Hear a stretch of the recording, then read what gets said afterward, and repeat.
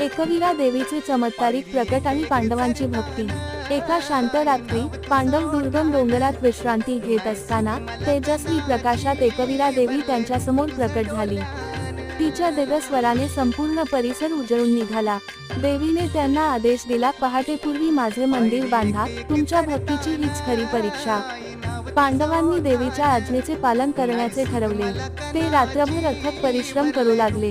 मोठमोठे दगड उचलणे, रचणे आणि मंदिराचे स्वरूप देणे, हे सर्व कार्य ते अपार श्रद्धेने पार पाडत होते। रात्रीचा एक एक प्रहर जात होता, पण त्यांची भक्ती अढळ होती। जेव्हा पहाट होत आली तेव्हा मंदिर पूर्ण झाले। पांडवांची निस्वार्थ भक्ती पाहून देवी एकवीराने आनंदाने आशीर्वाद दिले। तुमच्या निष्ठेमुळे हे मंदिर युगानुयुगे पूजले जाईल, असे म्हणत तिने त्यांना अमोघ शक्तीचे वरदान दिले। आजही एकवीरा देवीचे मंदिर पवित्रतेचे आणि भक्तीचे प्रतीक म्हणून ओळखले जाते।